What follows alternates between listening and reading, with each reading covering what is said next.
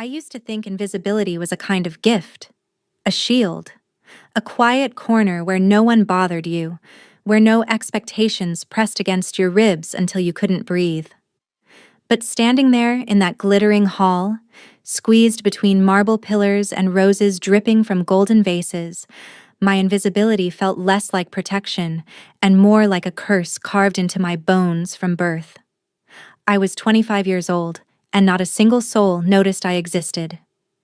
The wedding was the grandest event our kingdom had seen in years. Everyone from minor nobles to ancient alphas lined the walls, shimmering in silks and jewels. Laughter leapt through the air like sparks, bright and loud, the kind of sound that made your ears ring if you weren't part of it. And I wasn't. I never was. I hovered near the edge of the hall, fingers curled tightly around my shawl as bodies flowed past me without a glance. Wolves scented the air, making their presence known, each one dominating a space that seemed to shrink around me. Their auras brushed my skin, sharp, cold, dismissive. They didn't mean to push me aside. They just didn't notice they'd done it. Invisibility is easy when no one knows your name. My sister, of course, was glowing in the center of everything. Lynette, the pride of House Ashwood.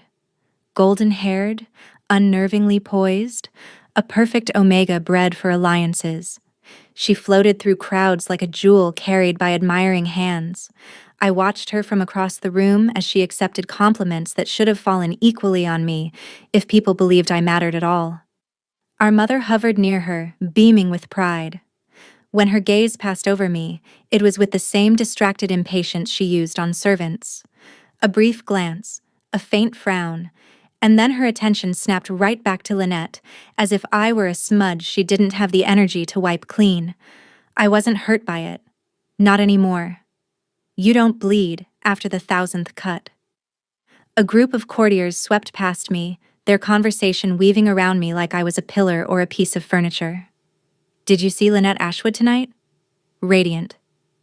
She'll secure a match before the week ends. And her sister? A flutter of silence. A soft, careless laugh. Oh, the quiet one? I never remember her name. They kept walking. I stayed still. If I hadn't pressed my back to the wall, one of them would have walked straight through me. It wasn't new. It wasn't even painful. It was normal. That was the worst part. The music swelled, strings and drums echoing through the carved ceiling. Couples spun on the dance floor, gowns swirling like petals. I tried to pretend I wasn't studying them, longing tucked beneath layers of practiced indifference. I'd never danced at an event like this. No one ever asked. Instead, I slipped farther toward the shadows, where the lantern light didn't quite reach. The corner smelled faintly of wax and polished stone. It was quiet there, empty, safe. I sank into it the way some people sank into a lover's arms. I knew I shouldn't hide. My family expected me to stand at Lynette's side, smiling like a decorative vase. But the pressure of being near them was suffocating. Beside her, I was only a reminder of what I wasn't, what I'd never be. Soft-spoken, forgettable. A minor omega from a minor house, born to be unseen. As the bride and groom entered and the crowd erupted in cheers, I felt something inside me settle, a resignation I'd carried for years. This was my place, my role, the overlooked shadow in the corner while the world celebrated itself. I didn't know then that everything would change tonight, that someone would finally see me, really see me, and that the first words he'd ever whisper to me would shatter the quiet life I'd accepted. Stay close. You're with me tonight. Two ancient houses, Silverthorn and Duskmire, were joining through a marriage that had taken 5 years of negotiations, political bribery, and whispered threats to achieve. The chandeliers alone cost more than my family's entire estate, and the flowers were imported from 3 different continents. Gold dripped from every surface. Silk swirled like water. Wolves showed their teeth in polite smiles that never reached their eyes. And in the center of it all, the king himself, Alpha King Kale of the Stormclaw Pack. Even the air tightened when he entered. I didn't have to see him to know when he arrived. The atmosphere changed, like someone had rolled thunder indoors. Deep, quiet, dangerous. Conversations dipped into frantic murmurs. Courtiers straightened their backs as if afraid to be caught doing anything less than perfect. Wolves in high-ranking positions lowered their heads in instinctive submission. I should have looked. Everyone else did. But I kept my eyes on the floor, fingers curling around the pillar beside me, trying to make myself smaller. I didn't belong in rooms like this. Not really. I was only invited because my mother insisted having both daughters present made our family look more complete. Meaning, I was set dressing, a filler piece to round out the background behind my sister. Lynette, of course, was in the center of the hall, shimmering like a gemstone. She wore a pale gold gown fitted so tightly it looked painted on, her hair piled in an elegant cascade of soft curls. She glowed in a way I never could, needing only to exist to draw every eye. Men drifted toward her without thinking, like moths to flame. Meanwhile, I stood against a pillar like a forgotten lantern. A servant passed with a tray of sparkling wine. He paused near a cluster of noble ladies, offered them each a glass, then turned away, never noticing me even though I stood only steps away. My throat tightened in a way I had learned to hide. Of course he didn't see me. People rarely did. A burst of laughter erupted from across the hall. High, bright, delighted. I didn't have to look to know it came from my sister. My mother was beside her, wearing a smile sharp enough to cut. A moment later, their voices drifted toward me. "Lynette, darling, look." My mother's tone dripped with false sympathy.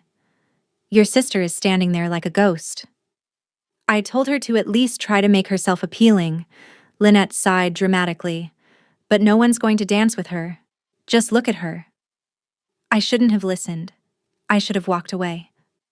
But I stayed anchored to the pillar, each word carving into me. "She should have stayed home," my mother continued. "Every time she's here, she lowers your shine." Lynette giggled. "She doesn't lower my shine, Mother. She just, well, doesn't have any of her own." Another ripple of laughter. I kept my face still. That was the secret. Don't react. Don't give them more reason to poke at the wound. I stared at the mosaic floor beneath my slippers, the patterns blurring slightly as I blinked rapidly. Shame is a strange feeling. It doesn't stab. It settles. Quiet, heavy, familiar. Like a cloak you keep meaning to take off but never quite manage to. I lifted my gaze just enough to scan the hall. Everywhere I looked, people shimmered with confidence and purpose, nobles with wine, wolves with their mates, young girls twirling to catch the eye of suitable men. Everyone had a place. Everyone except me. A sudden hush fell, rolling through the hall like a wave. I didn't have to guess why. The Alpha King had moved. He was crossing the ballroom now, tall and lethal in his black ceremonial uniform. Power clung to him like a second skin. His presence was so intense it made the air feel charged, like lightning gathering in a storm cloud. Rumors said he'd ripped a traitor in half with his bare hands. Rumors said he'd killed his own uncle. Rumors said his wolf was uncontrollable, violent, cursed. Rumors said a lot of things. I kept my head down. If he didn't see me, he wouldn't devour me whole. That was the rule. Dangerous men couldn't hurt what they didn't notice. So I tried, desperately, quietly, to be forgettable. Invisible. A shadow beside a pillar. A nobody. My mother's voice drifted toward me again, whispering to someone nearby. She should pray he doesn't look in her direction. A king doesn't want dead weight. Lynette laughed softly. Don't worry, he won't. He only sees people worth seeing. I let their words settle like cold ash. Maybe they were right. Maybe I was nothing more than background noise at the wedding of the century. Maybe the world would never see me. I didn't know then that the Alpha King's eyes had already found me across the hall, and that everything I believed about being invisible was about to shatter. If I had been smarter, I would have walked out the moment my mother and sister turned their backs. But I stayed, not out of hope, not out of pride, but because I had convinced myself that enduring humiliation with grace was a kind of strength. Now I see it for what it was, a slow, quiet breaking. I kept trying to disappear into the pillar at my back, willing myself to blend into the marble, wishing, just for a moment, that the world would forget I had a body or a name. But the world has a cruel talent for noticing only when it wants to mock. A group of nobles drifted closer, drinks in hand, their voices bright and careless. They stood only a few feet from me, angled toward the dance floor, not sparing me even a moment's glance. I would have been grateful for their disinterest. But I wasn't so lucky. One of them, a tall man with a wolf crest stitched in silver across his chest, leaned toward his companions. "Do you see that girl in the corner?" he said loudly. Heat crawled up my neck. Another noble snorted. "Girl? I thought she was part of the decor." "Ah, yes." The first one added dramatically. "The invisible Omega of House Ashwood. A rare species, nearly extinct due to chronic irrelevance." Laughter burst from their group like fireworks. I held perfectly still, nails digging into my palm inside my sleeve. Invisible. Irrelevant. Used to be, those words only bruised. Tonight, they cut deep enough to tear. One of the men took a sip of wine. "I've heard a rumor," he said. "They say House Ashwood hides her because she's cursed." The others leaned in, entertained. "Cursed how?" "Cursed," he said with a shrug, "with absolute mediocrity." More laughter. And then, because humiliation has a way of multiplying, another voice joined the circle, younger, lighter. "Why is she even here? Did someone forget to lock the servants' door?" I didn't look at their faces. I couldn't. If I met their eyes, they might see how close I was to breaking. But then, one of the younger wolves peeled away from the group and walked toward me. For a heartbeat, foolish hope fluttered in my chest. Maybe he was different. Maybe he had overheard the cruelty and felt pity. He stopped in front of me, offering his hand. "Would you like to dance?" My breath caught. I. It felt strange even to be addressed. He tilted his head in polite encouragement. I placed my hand into his, barely believing this sudden kindness. And then he turned his head toward his friends and smirked. They burst into raucous laughter. "Oh," one said loudly, "he's brave, dancing with the invisible girl." "No," the young wolf laughed, dropping my hand like it burned him.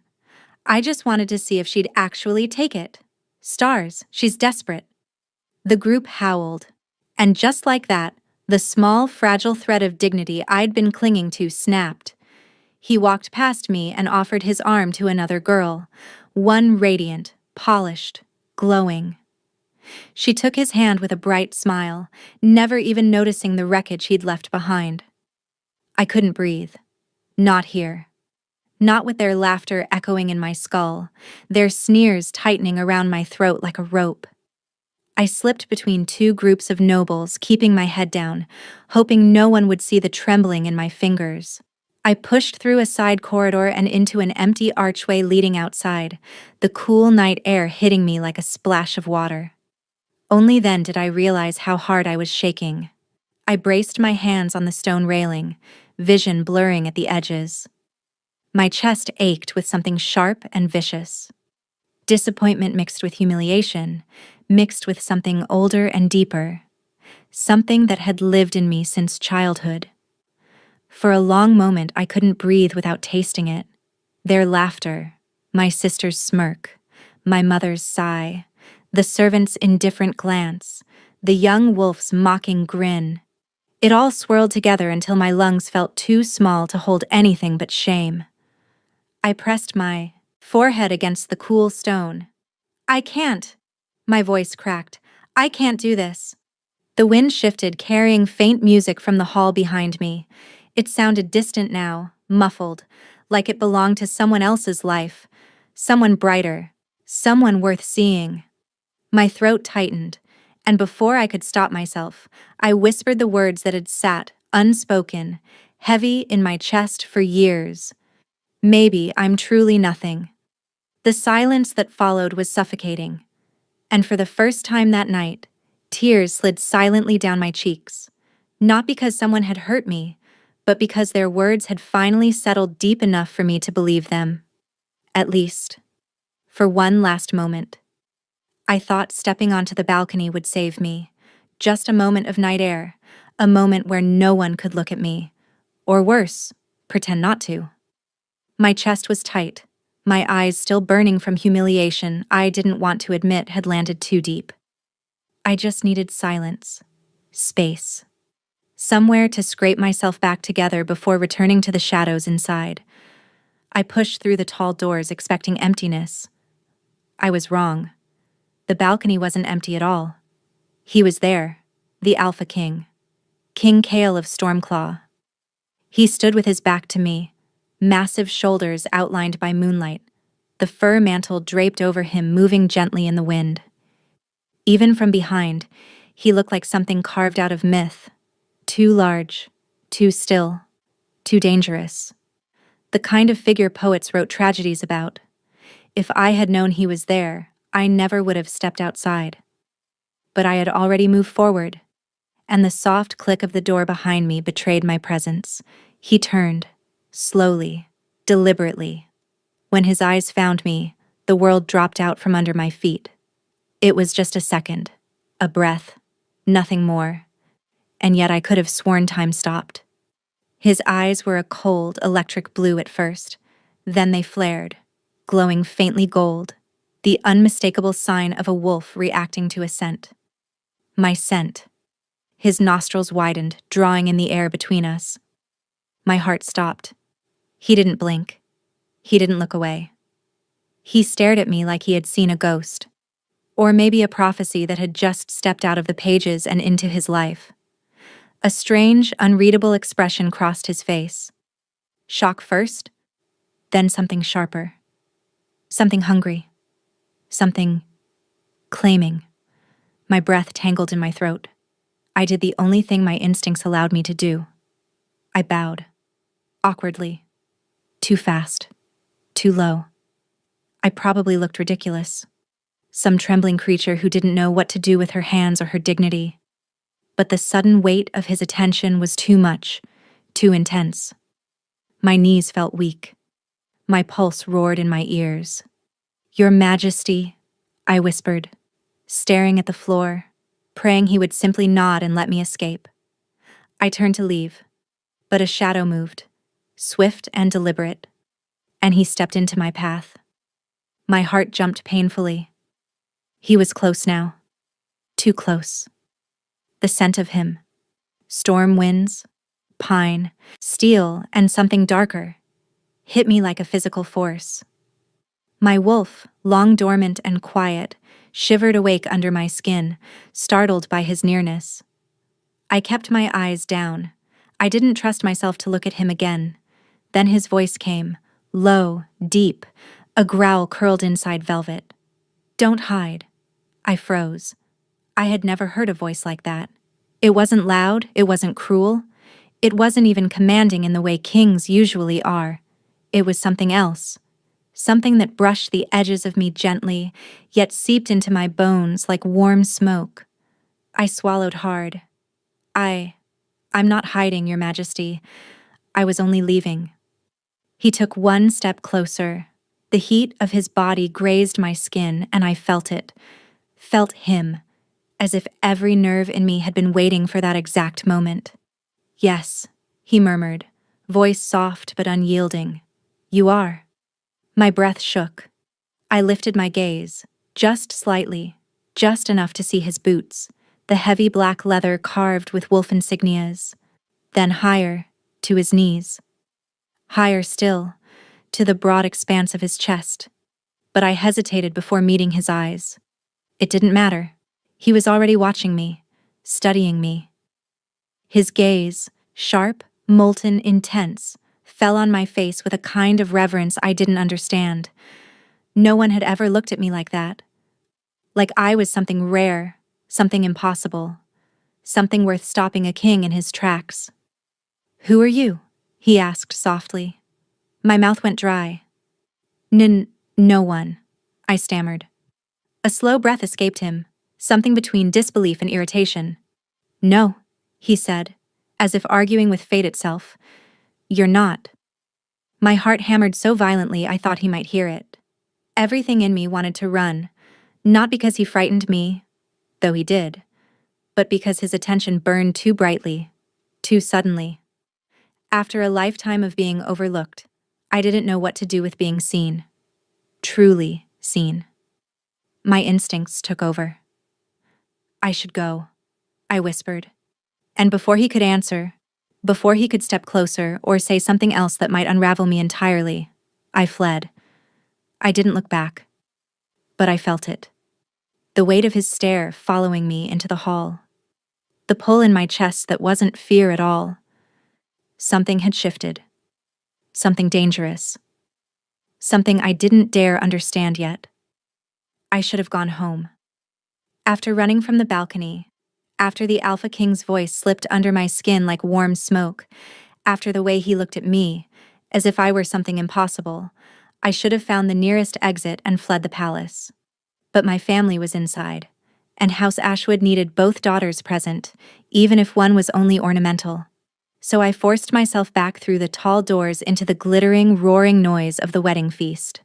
The hall had shifted into its second act, music louder, courtiers drunker, wolves showing their teeth in smiles that meant more than smiles should.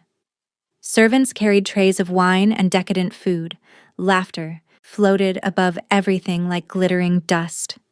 And I was once again standing alone beside a pillar, exactly where I'd been before. As if no one had noticed I'd left.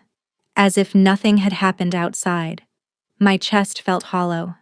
Every part of me ached from holding myself together. I wrapped my shawl tighter around my arms and tried to disappear into the shadow the pillar offered. People brushed past without seeing me. Servants carried wine past without stopping. My sister's bright, ringing laugh rose above the orchestra, each note a reminder of how easily she belonged here, how easily I didn't. The humiliation from earlier clung to my skin like smoke. I kept telling myself to breathe, to stay calm, to ignore the sting in my eyes. Then the hall shifted. I didn't notice it at first. Just a sudden quieting, the faintest dip in conversation, the kind of hush that sweeps through a room when a predator enters. A shadow fell across me, large, heavy, blocking out the chandelier light. I looked up and forgot how to breathe. The Alpha King stood beside me. Standing this close to him felt like standing beside a storm. Every part of him radiated power, contained, restrained, but barely. His aura pressed against me like heated air before a lightning strike. His cloak brushed the floor, black fur draped over shoulders made for war, not court dances. I froze. Why was he here? Why was he next to me? His eyes, icy blue, threaded faintly with gold, traveled over my face, unreadable yet devastatingly direct. This was not a passing look. This was a man choosing a target. I couldn't will myself small enough. He extended his arm toward me, not vaguely, not politely, to me. Like it was the most natural thing in the world. A dozen conversations around us halted mid-sentence. Glasses stopped mid-air. The music faltered for half a beat. My pulse stuttered. "Your Majesty," I whispered, shaking. I don't think—" He bent slightly, lowering his face toward mine. Close enough that I felt the warmth of his breath against my cheek. Close enough that my wolf pressed desperately against my skin, begging for more. His voice came soft, deep, threaded with a command I felt, not heard. "Stay close," he murmured. "You're with me tonight." My heart slammed into my ribs. The words crashed through me, shattering every boundary I'd spent years building. I stared up at him, unable to speak, unable to breathe, unable to accept that he meant what I thought he meant, that he meant me. Gasps rippled around the hall. People turned, heads snapped toward us. My mother's jaw dropped open. My sister's face twisted in something between shock and jealousy. "Who is she?" someone whispered. "Why her?" Another hushed. "An Omega? That Omega?" The Alpha King ignored all of them. He held his arm out again, an invitation no one refused. When I didn't move right away, he did something unthinkable. He stepped closer, lowering his voice so only I could hear. "I won't repeat myself," he murmured. "Take my arm." My fingers trembled as I lifted my hand. When my skin brushed his sleeve, something surged between us. Heat, electricity, recognition, like a lock clicking into place. The sensation made my breath hitch, made his pupils dilate. He guided my hand into the crook of his arm with a touch so firm yet careful it startled me. Then he turned toward the center of the hall, and he led me forward. Through the parted sea of nobles, past shocked faces, past my sister's frozen smile and my mother's horrified stare, past every person who had ever overlooked me, stepped around me, laughed at me. They bowed as he passed. And I, somehow, walked beside him, beside the Alpha King. He guided me toward the high table, toward a seat reserved for the most powerful wolves in the kingdom. The hall fell into a stunned silence. I sat. He sat beside me. He did not look away from me once. Shock, disbelief, confusion, awe. It all tangled in my chest until I could barely hold myself upright. I wasn't invisible anymore, not to him. And the terrifying, intoxicating truth settled like fire in my blood. The Alpha King had chosen me. And nothing about tonight would ever be the same. If I thought sitting beside the Alpha King was the peak of humiliation or wonder, I was wrong. The night was only just beginning to unravel me. The musicians shifted into the first dance melody, that soft rise of strings that told every couple in the hall to prepare. This dance was tradition, ceremony, symbolic. Only the most important figures were invited into the center circle. Certainly not me. I curled my fingers in my lap, determined to be invisible again. Surely the king would dance with a noblewoman, an ally, a duchess, someone deserving. But then his chair scraped softly against the marble, and he stood. His shadow fell over me before I registered he had moved. "Lyria," he said, my name, spoken like a secret only he knew. My heart tripped. He extended his hand into my line of vision. Steady, certain, far too sure of me. Every head in the hall turned. "No," I thought weakly. "No, no, no, not this. Don't do this to me." Your Majesty, surely someone else." My voice cracked. Kale stepped closer. His eyes glinted gold, not softly, not subtly. A warning to the world. "Give me your hand," he murmured. Something deep in me, something buried under years of dismissal and silence, rose like a trembling flame. Before I could smother it, my fingers lifted toward his. His touch was warm, firm, enveloping mine completely. A collective gasp rippled through the hall.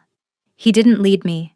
He claimed me, guiding me toward the center of the ballroom with a certainty that terrified me and set my pulse racing. The circle parted as we approached, nobles stepping away as if pushed by an unseen force. Kale took his place. And then he pulled me close. Not respectfully, not formally, close enough that my breath tangled in his chest. Close enough that I felt the solid heat of him through my gown. Close enough that his scent, pine, cold air, wildfire, flooded my senses. His nose brushed the curve of my jaw as he inhaled, a slow, deliberate breath that made my knees soften. Gods. Wolves had sharper instincts, sharper urges, but I had never imagined the Alpha King would lower his face to mine, breathing me in like I was something vital. "Steady," he murmured. But his voice didn't sound steady at all. It sounded strained, hungry. We began to move, his hand around my waist, the other clasping mine. He guided me effortlessly, like he'd been waiting to do this, like he knew exactly how my body would follow his. Whispers ignited around us like wildfire. Who is she? An Omega. I think her name is Lissa, something. Why her? Is he choosing her? My cheeks burned, but Kale didn't even flick an ear toward the noise. His attention was locked on me so intensely it felt like being held upright by it. You're trembling, he said quietly. Everyone is staring. I know. His thumb brushed my hip. I nearly stopped breathing. But they're staring because you're with me, he said, not the other way around. My throat tightened. No one had ever said something like that to me. No one had ever made me feel like being beside me was a privilege. The dance pulled us into a slow turn. His breath ghosted my ear. I noticed you long before you saw me, he murmured. I shivered. He felt it. His body stiffened, his hold tightening ever so slightly. Then something sliced through the moment like a blade. My sister. She swept toward us in a whirl of silk and glitter, smiling wide, beautiful, and triumphant. Your Majesty, she purred. May I cut in? Kale's hand slid from my waist to the small of my back, drawing me flush against him. The growl that left his chest was quiet, too quiet for humans, but every wolf in the hall heard it. A warning, a threat. My sister froze mid-step, her face draining of color. Kyle didn't look at her. Not once. He bent toward me instead, his voice low enough that only I heard. No one cuts in. My breath caught. His next words unfurled against my skin like heat. I'm not done holding you. The dance continued. Not perfectly. My steps faltered often. But he followed my movements as though every misstep was something he'd anticipated, as though he'd learned the shape of me long before tonight. For the first time in my life, I didn't feel invisible. I felt seen, exposed, claimed. And as the final notes of the song faded, Kyle didn't release me immediately. His fingers remained tangled with mine, his body still angled toward me, as if willing the dance not to end. When he finally stepped back, his gaze held mine a moment too long, a moment that promised the night was far from over. And I realized, terrifyingly, breathtakingly, that the Alpha King wasn't just noticing me. He was choosing me. The dance ended, but the feeling of being held did not.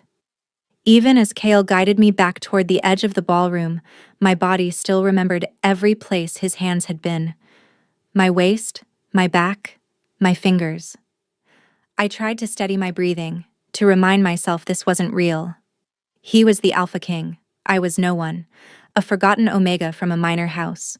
A girl whose name even the servers struggled to recall. But his shadow never left mine. We stopped near a marble alcove, partially hidden from the crowd. Kale positioned himself just slightly in front of me, as though shielding me without saying the words. I tried to ignore how reassuring that felt. You're shaking, he murmured. I'm fine, I lied. His golden eyes flicked toward the tables across the hall. Something in his posture changed. His shoulders tensed, his body angled like a wolf readying to strike. Following his gaze, I saw them. Members of the Blackthorn Pack, their dark uniforms stark against the gold-lit hall. Their expressions were unreadable, but their eyes were fixed on me. Not Kale. Me. And not with curiosity. With calculation. Cold pricks danced up my spine. Why are they looking at me? I whispered. Kale's gaze sharpened. Because they're fools, he said softly, and dangerously mistaken if they think they can stare at you like that. I'm no one, I said. His jaw tightened. You're with me. His voice was low, edged with something that vibrated through my bones. I didn't have the courage to name it. Kale didn't look away from the Blackthorn wolves. His gaze tracked their movements with quiet, lethal precision. I'd heard stories of him hunting enemies with nothing but his claws, of wars ending because he walked into a room. Now that look, cold, deadly, was sparked by the way those wolves were looking at me. It made no sense. Ignore them, I whispered. I always do. His eyes snapped to mine, furious and startled all at once. Always? I swallowed. I shouldn't have said that. I looked down at my hands, twisting them together. People, look, I said quietly, or stare, or whisper. It's not unusual. But why? He pressed. I forced a small, brittle smile. Because I'm easy to overlook. Easy to dismiss. His brows drew together. Who taught you that? I gave a humorless laugh. My father, mostly, and my mother, and my sister, and the nobles, and the servants. Each word felt like peeling off a layer of skin. Kale said nothing at first, just watched me with an expression that made my heart stutter. Tell me, he said at last, voice low and rough. Who hurt you? I shook my head immediately. I'm not. This isn't. You don't need to know that. He stepped closer, close enough that I felt the warmth of him even through the layers of silk. His scent wrapped around me like a cloak, grounding and terrifying. Lyria. My name again, softer this time. I asked who hurt you. No one, I whispered. His eyes narrowed. That's a lie. I don't want to burden you with. You won't, he cut in. You couldn't. My breath caught. His voice was not angry, not at me, but there was heat, fire, an undercurrent of something primal. Tell me, he repeated. I looked away. The words tasted like shame. My family doesn't see value in me, I said finally. I'm not politically useful, not beautiful like my sister, not strategic, not powerful, so they don't consider me an asset. Kyle went still, utterly, frighteningly still. Say that again, he said. I flinched. Please don't make me. Lyria, he said, his voice darkening. You think your worth is measured in usefulness? That's how alliances work, I murmured. His expression shifted, slowly, like a crack forming in stone. A shadow crossed his face, something fierce and wounded on my behalf. His hands curled into fists at his sides. They call you a non-asset? He asked quietly. Yes. A growl vibrated in his chest, low, deadly, not human. Killing them would be too merciful, he said under his breath. My mouth fell open. Kale, Your Majesty, please don't. They belittled you. His voice was gravel. Your own family belittled you. Everyone does, I whispered. He looked at me like I'd just admitted a crime committed against the crown itself. No, he said, and the word was a vow. Not anymore. One of the Blackthorn wolves laughed across the hall. Kyle's gaze cut toward him, predatory, sharp. The wolf stopped laughing. Fear hitched my breath, but not fear of him.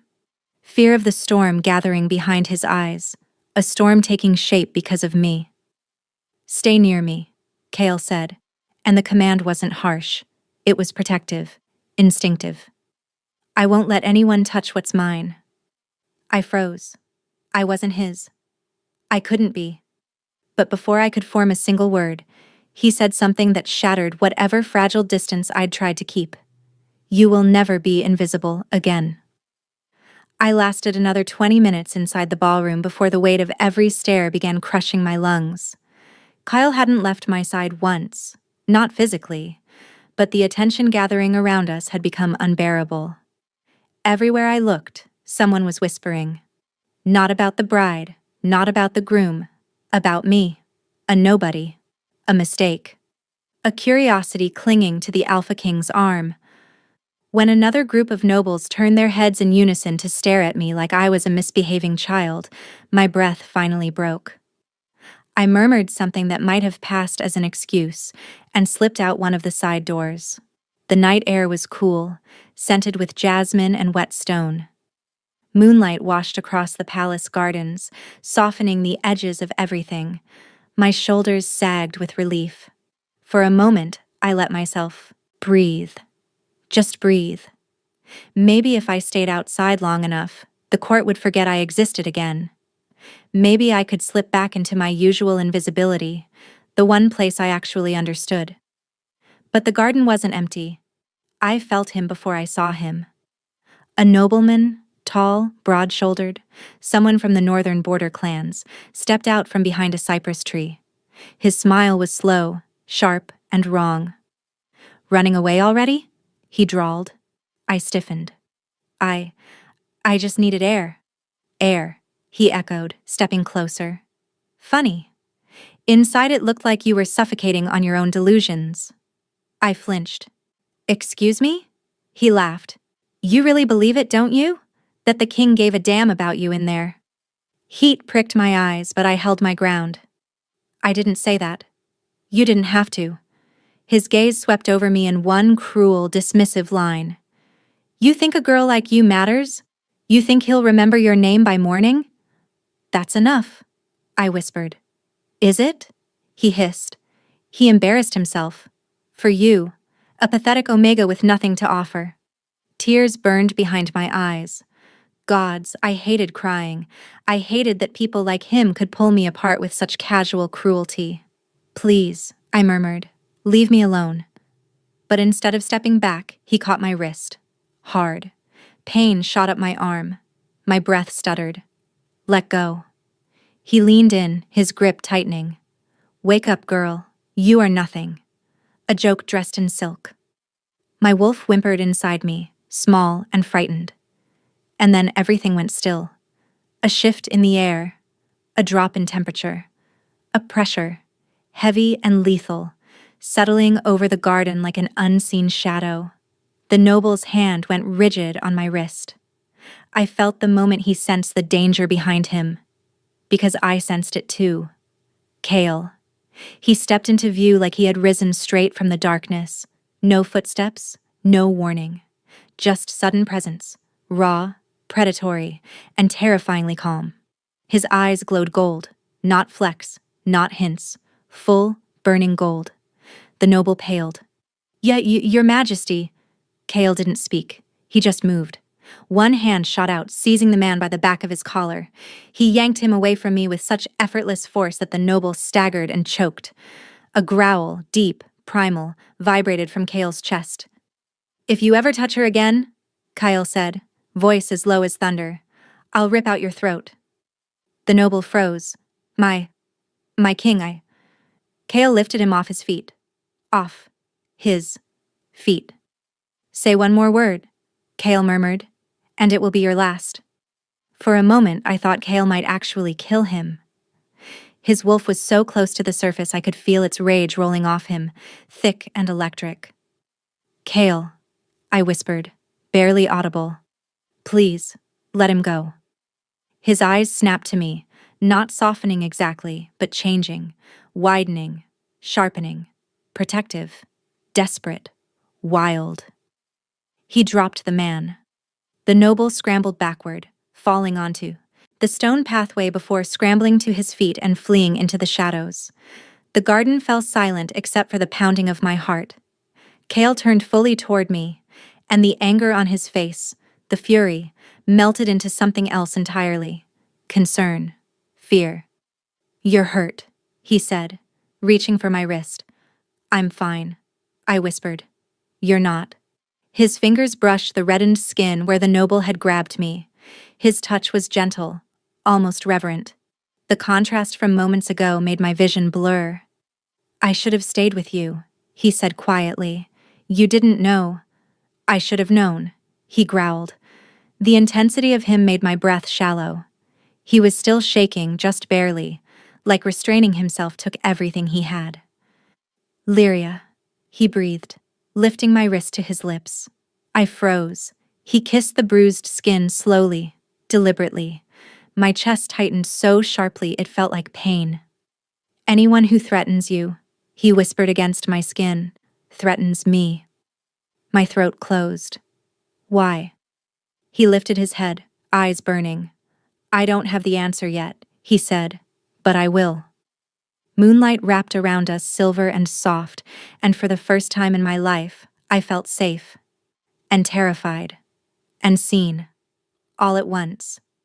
Kyle didn't take me back inside the ballroom. He didn't even ask where I wanted to go. He simply wrapped his fingers, still trembling faintly, around my uninjured wrist and guided me through a stone archway and down a quiet walkway lined with burning lanterns. His steps were long, decisive, and silent. Mine were shaky. We stepped onto a small terrace overlooking the moonlit courtyard below. The sounds of the wedding floated faintly from the distant hall. Music, laughter, clinking glasses. But up here, everything felt still. Removed. Suspended. Kale stopped only when we reached the far balustrade. Then he released a slow breath, like he'd been holding his rage in his chest and could finally exhale. "Lyria," he said without turning around. "Look at me." I hesitated. He turned anyway. His eyes weren't gold anymore, but they weren't calm either. They held something sharper. Something that shouldn't have been directed at me, but wasn't entirely anger either. He closed the distance between us with a single step. "Tell me the truth," he said quietly. "About what? Why you flinch when someone raises their voice? Why you shrink when someone compliments you? Why you freeze when someone touches you? Why you walk like you're apologizing for taking up space?" I felt heat crawl up my throat. "I don't—" "You do," he cut in, "and I want to know why." I turned away, gripping the marble railing. "It doesn't matter. It matters to me." Those 6 words hit deeper than anything else had tonight. "You shouldn't care," I whispered. He growled softly, impatient, frustrated. Not with me, with whatever answer he sensed, beneath my evasion. "I should," he said. "I do." I squeezed my eyes shut. "Lyria." His voice softened, dangerously so. "Tell me who made you feel small." My breath hitched. He wasn't asking out of curiosity. He was demanding it the way a storm demands to break open. I felt myself cracking under his gaze. "You wouldn't understand," I whispered. He stepped behind me, not touching, but close enough that warmth radiated across my back. "Let me try." I shook my head. "It's nothing dramatic. Not beating. Not violence." "Sometimes," he said quietly, "the deepest wounds don't bleed." My vision blurred. The moonlight wavered. The dam inside me trembled. "It's just—" The words scraped out of me. "I disappear easily. I always have." Kale didn't interrupt. I was the quiet child, the plain one, the omega in a family that wanted alphas and betas. My sister shined in every room. My parents praised her, and I blended into the background. He moved closer, silent as a night predator. "Everything she did," I murmured. "They celebrated. Everything I did, they barely noticed." I learned to step aside, to stay out of the way, to not expect anything. My throat tightened painfully. "It wasn't cruelty exactly," I continued. "Just constant forgetting, constant dismissal, like I was furniture. Something useful, not someone important." I let out a broken laugh. "Even the servants forget to offer me wine." Kyle's breath hitched, a sound of fury held in restraint. "And the nobles," I whispered. "They don't bother mocking me anymore. They mock things that matter. I'm nothing." A tear slipped down my cheek before I could stop it. Kale reached out, slowly giving me a chance to pull away. I didn't. His fingers brushed my jaw, warm and reverent, tracing upward until his palm cupped my cheek.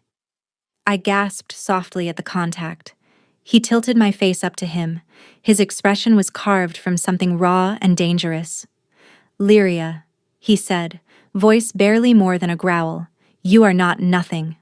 I swallowed hard. "You don't even know me." "I know enough." His thumb brushed away another tear.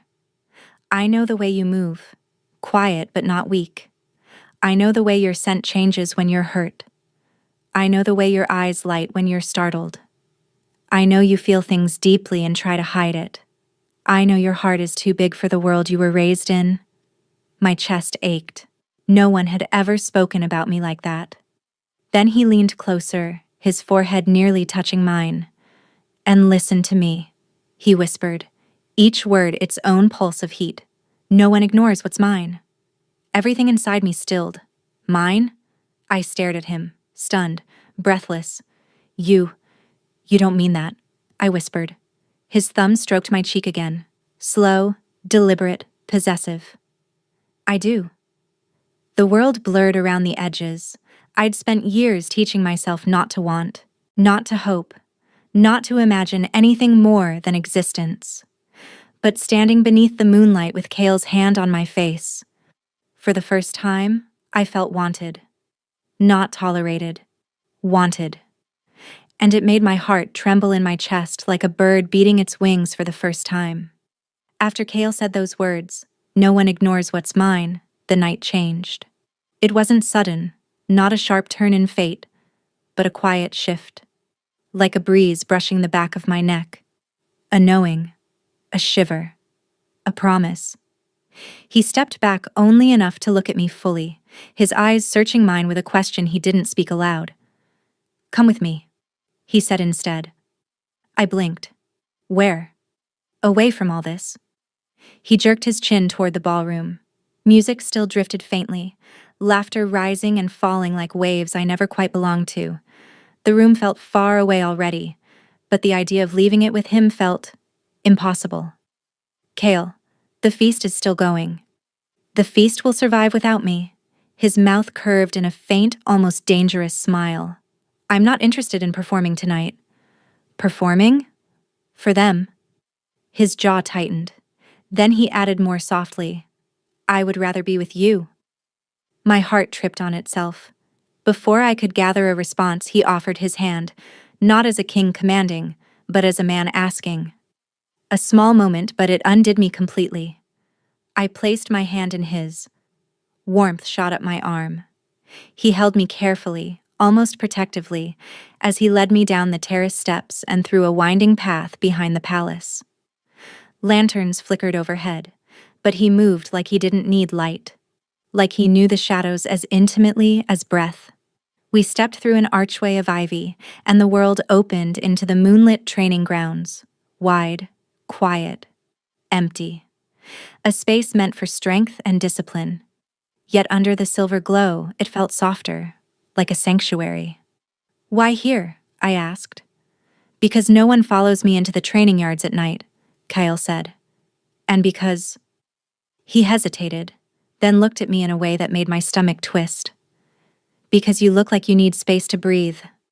"I do," I whispered. The admission surprised us both. He guided me to the center of the field, where the moonlight pooled like water. Then he sat on one of the wooden barriers, casual, powerful, and nodded for me to join him. My pulse hammered as I sat, not close enough to touch, but close enough to feel him. For the first few moments we said nothing. Then quietly, Kale broke the silence. "Do you know what I hate most about being king?" I blinked. "Everyone fears you?" "Everyone expects from me," he corrected. "No one asks. No one wonders how I am. No one sees a man, only a crown." His voice was low but weighted, like confessing it cost him something. "I'm surrounded by people," he said, "but I haven't felt understood in a long time." I swallowed. "I understand that feeling." He looked at me with a sharpness that wasn't hostile but startled, like he truly hadn't expected to hear something from me that resonated. I continued before fear could clamp my mouth shut. "I'm always surrounded by people too, but I might as well be invisible. I exist in the corner of every room, observing, quiet, forgettable. Sometimes I wonder if I'd vanish without anyone noticing." His head snapped toward me, eyes blazing. "I notice," he said, voice fierce. Heat bloomed under my skin. "I know," I whispered. "You've made that very clear." He exhaled slowly like I'd touched a nerve, then more quietly, "I knew you the moment your scent reached me." My breath caught. "You." "What?" He turned fully toward me, knee brushing against mine in a barely there touch that sent sparks up my thigh. "You came into the ballroom late," he said, dressed in blue, thinking no one saw you. I remembered that moment, slipping in quietly, hoping my lateness would go unnoticed. "But I did," he murmured. A shiver ran down my spine. "I was standing near the far wall," he said, listening to a dozen conversations at once, my wolf bored, my mind scattered. His eyes locked on mine. "Then your scent hit me. Soft. Wild. Something pure. Something I didn't expect to find in a den of schemers." My throat tightened. "The hall blurred," he whispered. "Every voice, every sound, every face." His hand lifted, hesitated, then brushed my hair back from my cheek with a tenderness that made my chest ache. "Only you stood out." I trembled. Not from fear. From the quiet, terrifying intensity in his voice. The sincerity. The weight of those words from a man who didn't waste them. "Kyle," I breathed. His hand lingered in my hair, fingertips warm against my scalp. "You think you're invisible," he said. But my wolf knew you instantly. Recognized something I didn't have the words for yet. I felt like the air had turned to honey, thick, sweet, impossible to move through. What did he recognize?" I whispered.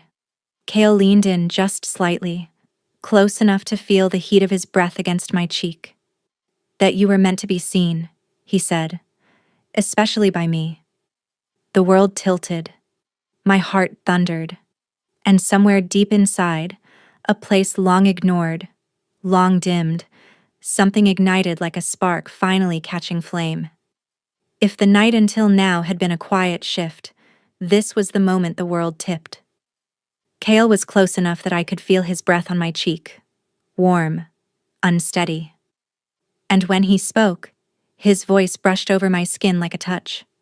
"Lyria," he murmured. "May I?" I froze, not from fear but from the shock of someone asking. No one ever asked me anything, not what I wanted, not what I preferred, not if I wanted to be touched or seen. But Kale asked. His forehead nearly touched mine as he waited. He didn't demand.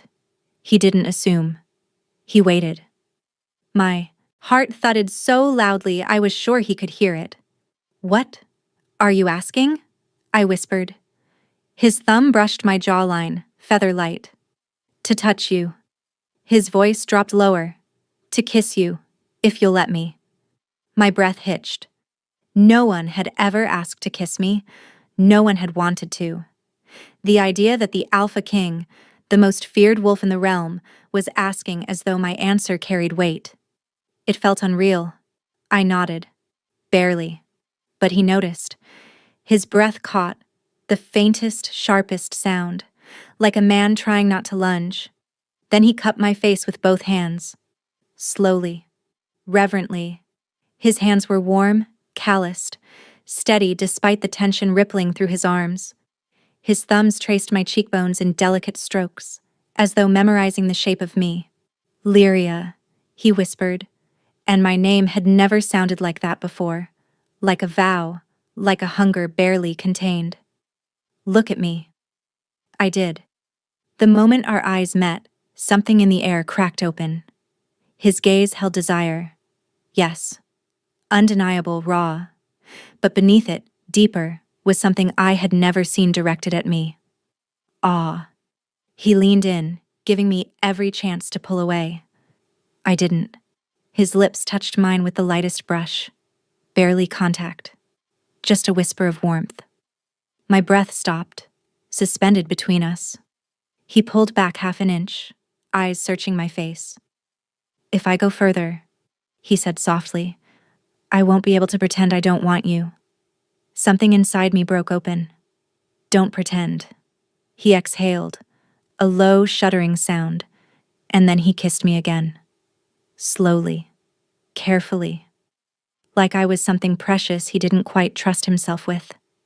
His mouth was warm and soft, but the restraint in the kiss, God's, the restraint, was the part that undid me.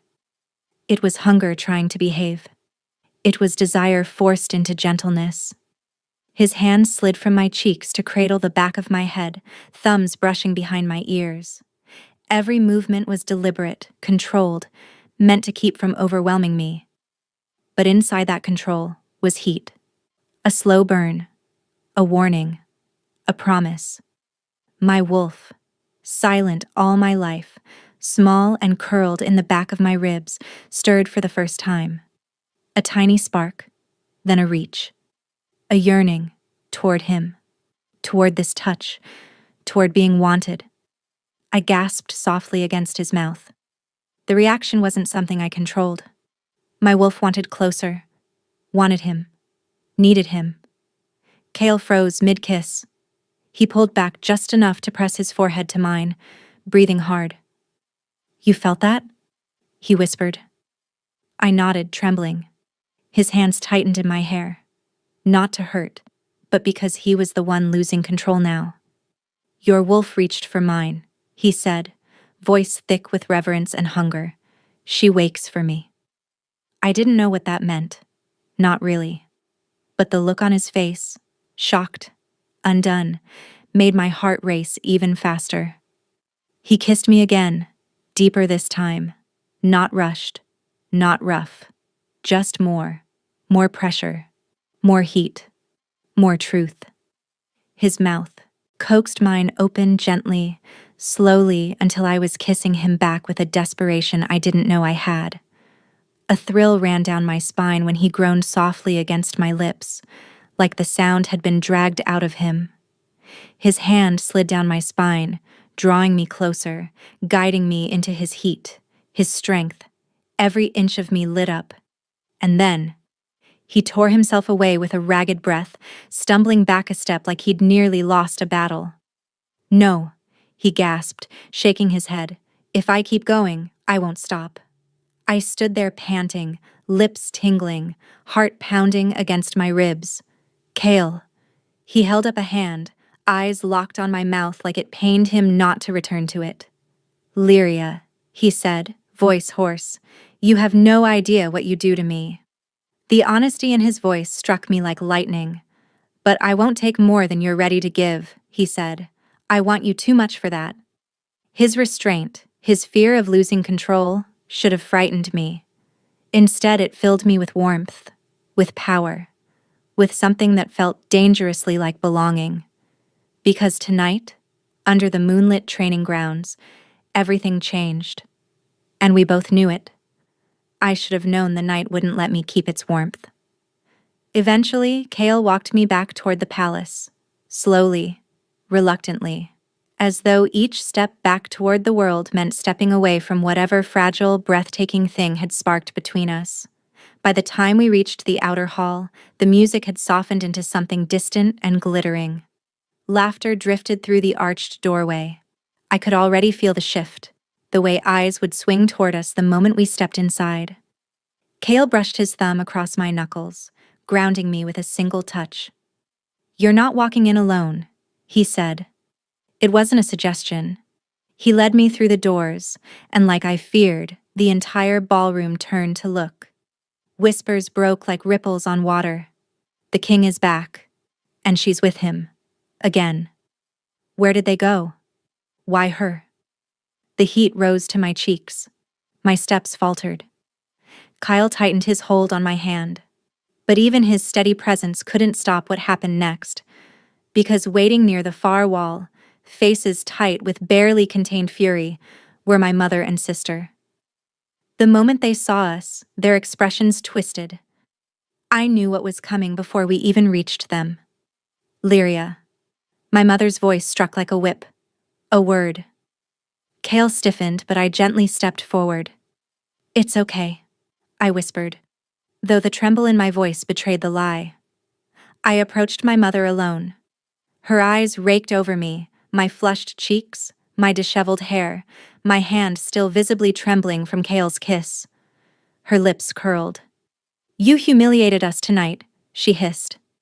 My stomach dropped. "I didn't. You dared to stand beside him." "You." Her voice sharpened to a blade. Do you have any idea how foolish you looked clinging to the Alpha King, like some desperate stray? I flinched. Mother didn't lower her voice. She wanted the room to hear. As if you, she continued, could ever be fit to stand beside a king. My sister stepped forward, arms crossed, face smug with cruelty. Mother, don't waste your breath. Kyle was just being polite. Her smile was thin, poisonous. He'll forget Lyria by morning. The words hit harder than they should have, because a small wounded part of me, so used to believing them, almost believed it now too. My chest tightened painfully. Maybe this was all some strange, brief kindness. Maybe the king had been swept up in the moment. Maybe by dawn he'd remember who he was, and who I wasn't. My vision blurred. I swallowed, trying to pull my hand from where Kale had held it, as if releasing myself from him would soften the humiliation. And then, a shadow fell over us. A presence. Heavy. Electric. Kale stepped in behind me, silent as a predator. But his power, it filled the air like a storm waiting to strike. My mother's eyes widened. My sister paled. Kyle's voice came from just behind my shoulder. Low, dangerous, perfectly controlled. You will speak to her with respect. The hall went silent. Completely, utterly silent. My mother stuttered, Your Majesty, I didn't mean... You meant every word. Kale stepped beside me then, not just behind, beside, a clear message. And you are wrong. My heart lurched. He turned fully toward my mother, expression carved from cold fury.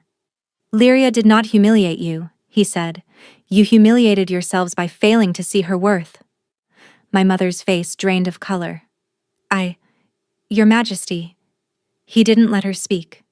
And if you ever again imply she is unfit to stand beside me, he continued, voice dropping even lower, you will answer for it. My sister tried to speak, but Kale's gaze snapped to her next, sharp enough to cut.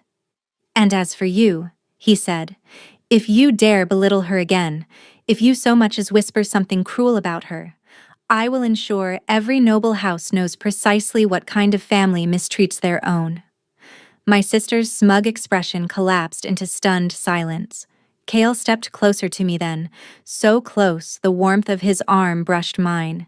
He wasn't hiding it, he wasn't pretending, he was claiming, publicly, powerfully.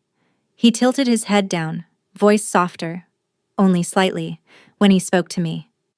You owe them no explanation, he said, and no apology. My breath trembled out of me. And you, he added, eyes burning now with something fiercely protective, are not someone I will forget in the morning. For a moment I couldn't breathe. Not because of fear, because for the first time in my life, someone stood beside me. Someone defended me. Someone silenced the voices that had shaped my entire sense of worth. Someone chose me, and the whole court witnessed it. My mother stepped back. My sister lowered her eyes. The hall remained frozen, silent and watching. But Kale didn't look at them. He looked only at me. And when he spoke again, his voice was a vow meant for me alone. You are not small, Lyria. His fingers brushed mine. Not to me. I hardly slept. How could I, after the night Kale and I had? After the kiss that still lingered on my lips, warm and trembling? After he'd defended me, publicly, fiercely, against the people who had shaped my entire life in shadows. But as the moon sank and the sky began to pale, the warmth in my chest slowly gave way to dread. Because dawn meant reality. Dawn meant consequences. Dawn meant facing whatever Kale would do next, and whatever the world would say about it. By the time the first rays of sunlight spilled into the guest chamber, I'd already braided my hair 3 times, changed gowns twice, and paced so many circles across the stone floor the pattern was probably imprinted beneath my slippers. I wasn't summoned. I wasn't told where to be. But instinct pulled me toward the eastern battlements where voices, deep, clipped, sharp, gathered. Kale's generals. representatives from several noble houses, commanders of the border packs. They were all here for the wedding. But this was no celebration. This was a war council. I lingered near the archway, unsure if I should enter. Then Kale's voice cut through the dawn air, rich, resonant, unmistakable. Before we begin, there is one matter I will address first. Dozens of heads turned toward him. Even from the doorway, I could feel the shift in atmosphere, anticipation sharp enough to sting. Kale stood in the center of them all, dressed in black armor etched with silver. His hair was tied back, his expression unreadable. Power clung to him like a second skin. And yet, when his gaze flicked toward me, just briefly, there was something softer beneath the steel, something only I had been allowed to see last night. The murmurs began immediately. Is that the Ashwood girl? What is she doing here? The king brought her? My stomach nodded. I stepped back, ready to leave. But Kale's voice stopped me mid-step. Lady Lyria Ashwood, he said, loud enough for the entire battlement to hear, will accompany me to Stormclaw Keep. The world went silent, completely, utterly silent. My breath froze in my throat. My vision swayed. I had to grip the stone archway to steady myself. Accompany him?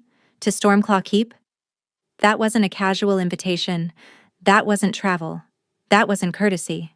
It was a claim, a courtship, a symbolic mating proposal, equivalent to declaring before the realm that I belonged at his side. A dozen voices erupted at once. Your Majesty, that is highly irregular. She is unranked, an Omega. She cannot be brought to the keep. The Stormclaw throne requires a Luna of political value. This is unprecedented. You can't be serious about her. Kale didn't react at first. He simply stood there, jaw tight, eyes forward, posture carved from authority. Then, a sound left him. A growl so low and violent the stone beneath our feet seemed to hum with it. Silence slapped across the battlement. Kale's gaze swept over them, cold as a winter storm. I do not require your approval. One general stepped forward, braver or stupider than the rest. Your Majesty, with respect, bringing a girl of no status to the keep is a political liability. The nobles will riot. The alliances will. Kale's eyes began to glow. Gold, burning, dangerous. The general swallowed his next words. Kale's voice dropped to something lethal. Lady Lyria is under my protection. A ripple of shock tore through the crowd. He wasn't done. Permanently. The last word landed like a blow, a declaration, a warning, a line drawn in blood. I felt the air leave my lungs. Permanently? He said it without hesitation, without shame, without fear of consequence, like it was already a settled truth, like he'd already chosen. The generals exchanged frantic glances. One dared to speak, voice shaking. Your Majesty, this decision will be seen as binding. Kale didn't blink. Good. My heart tripped violently. Binding. Permanent. Stormclaw Keep. I didn't understand the full weight of it. Not the political implications, not the future he'd just thrown us both toward. But I understood enough. He wasn't just protecting me anymore. He was claiming me. Not with a collar, not with a mark, not with force, but with choice, with public declaration, with a decision powerful enough to shift the political axis of the realm. Kale turned then, looking directly at me, the world blurred around the edges. Lyria, he said softly, but to everyone at once, prepare yourself. You leave with me at dusk. My breath caught. He wasn't asking. He was inviting, and somehow, impossibly, he was choosing me. I didn't know what waited for me at Stormclaw Keep, or what this meant for my future, or why fate had put me in the path of a king who smelled like winter and looked at me like I was a miracle he didn't trust the world with. But as Kale watched me, steady, certain, unyielding, I understood one thing. Whatever came next, I was no longer invisible. Not to him, not to the realm, not to myself. The palace was restless that night. I could feel it in the walls, in the tension knotting the air, in the hushed voices spilling behind closed doors. Word of Kale's announcement had spread like wildfire. I heard the whispers everywhere I walked. He's taking her to Stormclaw Keep? She's no one. How did she catch his eye? It must be a political ploy, or a temporary fascination.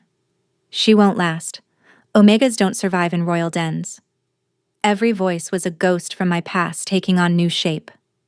I kept my head down and walked faster, but each hallway felt narrower, each turn more suffocating. The palace was a maze of polished stone and gold, beautiful, yes, but frightening in its grandeur. I felt too small inside it, too out of place, and tomorrow, I would be taken somewhere even grander. Stormclaw Keep, Kale's home, Kale's seat of power, Kale's world, where decisions were carved into stone and alliances shaped borders, where Lunas were queens, where Omegas like me did not belong. By the time I reached the quiet corridor near the northern balcony, the panic I'd been swallowing all day finally broke through. I pressed my back against the cold stone and slid down until I was sitting on the floor, knees drawn up. My breaths came too fast, too shallow. What am I doing? Who do I think I am? Tears slipped down my cheeks before I even noticed I was crying. Silent and hot, each one carrying a different fear. What if he regretted choosing me? What if I ruined something important? What if I couldn't meet expectations I didn't understand? What if I became an embarrassment the moment we arrived? The last thought hit hardest. What if I became a burden? My sob was small, swallowed quickly, but the sound still echoed far too loudly in the empty hall.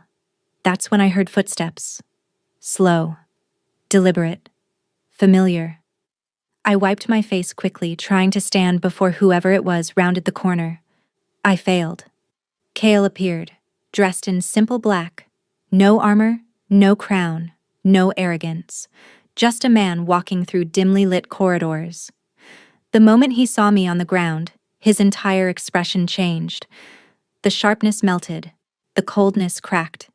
He crossed the distance in 3 strides, kneeling in front of me before I could even breathe.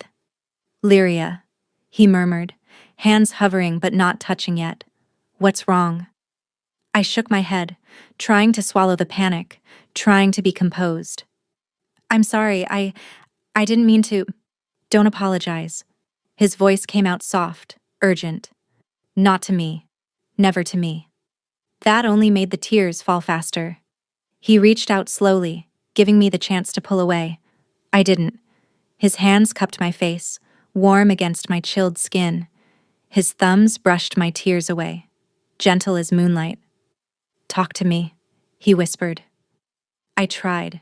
The words tangled in my throat, tight and painful. Kyle, I don't belong in your world, I whispered at last. I don't want to embarrass you. I don't want to be a mistake. His breath hitched sharply. A muscle in his jaw tightened. Then he leaned closer, lowering his forehead to mine, grounding me with the simplest, most intimate gesture he possessed. You, he said slowly, could never embarrass me. I shook my head weakly. But why me? You could have anyone. Any alpha daughter, any noblewoman, anyone who knows how to stand in courts or speak in councils or... Stop. His voice trembled. Not with anger, but with something deeper. Lyria, look at me. I forced my eyes, open. Kale's gaze was raw, unshielded, honest. Do you want to know why it's you? He asked. My throat tightened. Yes. He cupped my cheeks more firmly like he needed the contact to stay steady. Because, he said, voice low and reverent, I've spent years surrounded by power, beauty, and noise, and you're the only one I couldn't stop looking at. My breath broke. I noticed you the moment you walked into that ballroom, he continued. Not because you demanded attention, not because you tried to shine, but because you were quiet in a way that drew me, real in a way no one else was. His thumb traced my lower lip gently, reverently. In a court full of wolves showing their fangs, he murmured, "You stood there trying to disappear, and yet, you were the only one my eyes kept returning to." A sob caught in my throat, part relief, part disbelief. "Kale." He pulled me into his arms, not fierce, not possessive, just holding me. A quiet embrace in a quiet corridor. His scent wrapped around me, warm and steady. His hand cradled the back of my head as if I might break. "You are not a burden," he whispered into my hair, "and you are not a mistake." I clung to him, shaking. He tightened his arms around me. "Come with me tomorrow," he said, voice soft but resolute. "Not because you think you owe me anything, not because you're afraid to say no. Come because I want you there." I closed my eyes. For the first time, the fear loosened its grip. "Okay," I breathed. His exhale trembled with relief. He pulled back just enough to look at me, brushing a final tear from my cheek. "Lyria," he whispered, voice thick with emotion, "I choose you. Not the crown, not the court. You." And for the first time in my life, I believed I could be chosen. Dawn crept up on us before I was ready. I hadn't slept. Not after Kale found me in the corridor, not after he held me until the fear inside me quieted. We didn't part for hours. We simply sat there, leaning against the cold stone wall, wrapped in each other's silence. Safe, seen, chosen. But dawn meant it was time. Time to leave the palace. Time to face the court. Time to ride beside the most feared alpha in the realm. Publicly. He met me in the same corridor where he'd found me crying. Only now, the light coming through the windows painted him in warm gold instead of silver shadow. He looked like a man carved from power and winter. But when his eyes landed on me, his whole expression softened in a way I still didn't understand, but craved. "Lyria," he murmured. Just my name. But from him, it felt like a vow. "I'm ready," I whispered. He stepped toward me, stopping only when he stood close enough that I felt the warmth of his breath against my cheek. His presence wrapped around me like a second skin. Protective. Sure. Steady. "Before we leave," he said softly, "there is something I want to give you." My heart stumbled. "Give me?" He lifted his hand slowly, giving me time to refuse. I didn't. His fingers brushed my wrist. Just a touch. Gentle, reverent, and heat bloomed under my skin. Then he lifted my hand fully into his. "You're walking into my territory," he said, voice low. "It is my duty to ensure you enter it protected." I swallowed. "Kyle, I don't need—" "You do." His gaze locked on mine, intense, unwavering. "Not because you are weak, but because wolves will challenge anything that is unclaimed." The word settled into my chest like a weight and a warmth all at once. Unclaimed. He lifted my wrist higher, his thumb pressing into the inside where my pulse fluttered wildly. Then he murmured something under his breath. A word I didn't recognize, ancient and heavy with power. His other hand glowed faintly, warmth gathering at his palm. A moment later, he traced a symbol onto my skin with deliberate, controlled strokes. It felt like fire and ice all at once, like the mark wasn't ink, but energy sinking into me. A shape formed, a sigil made of curling lines and sharp points, glowing gold against my pulse. I gasped.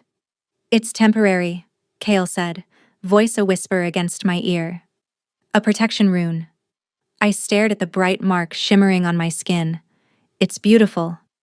"It's mine," he corrected, gently tipping my chin up so I met his gaze. "And now it's on you." My breath trembled. He lowered his mouth to my wrist, slow, deliberate, reverent. His lips brushed the glowing sigil, sending warmth spiraling up my arm, across my chest, into my throat. A soft sound escaped me before I could swallow it. He heard it. His eyes darkened. But instead of kissing me again, gods, I could feel the tension in him wanting that. He pressed one final kiss to my pulse and whispered, "Stay close." The words vibrated against my skin. "You're with me now," he continued, voice deep, warm, possessive in a way that made my knees weaken. "And always. Always. Not for tonight. Not for a moment. Always." Something inside me, something wounded, something small, something that had curled tight for years, finally unfurled. For the first time, I believed him, truly believed him. He straightened, lifting my marked wrist between us. The sigil glowed brighter, responding to his proximity, his wolf, his claim. "It reacts to the one who placed it," he said quietly. "It reacts to you," I breathed, his lips curved. "Yes." Just then, hooves clattered in the courtyard below. Voices rose, guards saddling horses, generals gathering, more whispers spreading through the palace like wildfire. "He's bringing her? Did you see the mark on her wrist? That's not a court token. That's an alpha sigil. Stormclaw Keep will riot." He's made his choice. Cale heard them, but he didn't look away from me. He offered his arm. "Ride with me," he said. Not behind him. Not in a carriage. With him. I slid my hand into his. He led me down the steps, and the moment we emerged into the courtyard, every voice fell silent. Every head turned. Every whisper hitched. Kyle helped me onto his horse, strong, black, restless. But it calmed the moment I settled in front of him, as though sensing his intent. Cale mounted behind me, his arm curling around my waist, his chest warm against my back. Before the gates opened, he lowered his mouth to my ear one last time. "Look at the horizon," he whispered. "That is your future now." The gates creaked open. Gasps filled the air. We rode out together, and though whispers chased us down the road, the glowing mark on my wrist, warm, alive, reminded me of what I'd become. Not invisible, not forgotten, not small, chosen. And for the first time in my life, I felt like I truly belonged beside someone, beside him. Stormclaw Keep was nothing like I imagined. It wasn't the cold fortress the court whispered about. It wasn't a place carved only for warriors or kings. It was wild stone and wind, packed earth and moonlit cliffs. It was a home shaped by strength, but softened by loyalty. A kingdom built on discipline but pulsing with life. And somehow, unbelievably, it had become my home too. Weeks had passed since Cale brought me through the iron gates. Weeks since the nobles whispered themselves breathless over my presence. Weeks of training yards echoing with clashing steel, war councils murmuring strategy, endless duties of a ruler's life unfolding before me. Yet through all of it, Cale never let me drift. Not into fear, not into doubt. Not into the shadows where I once lived. Every morning he found me. Every evening he walked me back to my chambers. Every night he whispered something that made my heart feel like it belonged to my own body for the first time. Tonight was the first royal gathering held since my arrival. A hall full of alphas, betas, nobles, generals, emissaries, faces that once would have crushed me simply by looking my way. But I wasn't the invisible girl anymore, and I wasn't standing alone. Cale stood at my side, broad shoulders draped in the royal mantle, crown gleaming like captured moonlight. His arm brushed mine, steady and warm. The entire hall stretched before us, stone pillars, soaring banners, flickering torches, but all I could feel was the quiet certainty of him beside me. A hush fell when the herald struck his staff. "Presenting," he called, His Majesty Cale Stormclaw, Alpha King, and Lady Lyria Ashwood. The hall bowed, not to Cale, to us. My breath hitched. I felt it, the awe, the dread, the disbelief rippling through the crowd. It wasn't cruel this time, It wasn't mocking, it was stunned acceptance. And just behind it, respect. My mother would faint if she saw this. My sister would choke on her jealousy. I stood straighter. A murmur drifted across the room, soft but unmistakable. I didn't know who said it, but the whisper curled like warm smoke through the hall. The invisible girl became the king's mate. My heart clenched. Cale heard it too. He leaned down, his presence brushing against my shoulder, his mouth close enough that his breath warmed the shell of my ear. "Lyria," he murmured, voice low enough for only me to hear. "Look at them." I did. Dozens of powerful wolves, some older than kingdoms themselves, bowing. To me. "Do you know what I see?" he asked. I swallowed. "What?" "You," he said, his voice rich with fierce pride. "Exactly as you always were. They're just finally seeing it too." My throat tightened painfully. I hadn't cried in days, but the urge rose sharp and sudden behind my eyes. He stepped even closer, just enough that his arm brushed against mine deliberately, not by accident, not for propriety, but as a quiet claim. He wanted everyone to see. "You still think you were invisible," he murmured, "but you were only surrounded by people who refused to look." I closed my eyes, bracing myself against the wave of emotion. Then he turned fully toward me. His hand brushed the inside of my wrist, right where the temporary sigil had once glowed before it faded days later. My skin remembered that heat. My pulse stumbled beneath his touch. His thumb stroked that spot gently, reverently, and he whispered, "Not invisible. Never again." Something inside me loosened, so slowly, so gently, I almost didn't notice the shift until I exhaled and the breath didn't hurt anymore. Never again. Never. I opened my eyes. The hall, the nobles, the torches, the banners. Suddenly none of it frightened me. None of it felt too big for me, too sharp for me, too bright for someone who had spent her entire life in the back corner of rooms. Because I wasn't standing behind anyone now. I was standing beside a king. And being chosen didn't make me smaller. It made me more myself. I looked up at Cale, at the man whose presence filled a room without effort, whose loyalty could shake kingdoms, whose tenderness was something he never gave lightly. He smiled, soft and devastating at once, his eyes glowing faintly under the torchlight. And for the first time in my entire life, I didn't flinch from being seen. I smiled back, fully, freely, openly. "What?" he asked quietly, amused by the warmth in my gaze. I lifted my chin, heart unsteady but sure. "I'm not afraid anymore." He exhaled, a soft, relieved sound, as though those words mattered more to him than the bowing crowd, the titles, the crown, the kingdom. His hand found mine and threaded our fingers together. And just like that, the girl no one noticed became the woman everyone bowed to. The invisible Omega became the Alpha King's bride. The forgotten daughter became the chosen queen of Stormclaw Keep.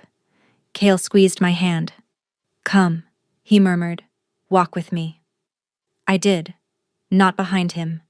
Not in his shadow. Beside him. Where I belonged.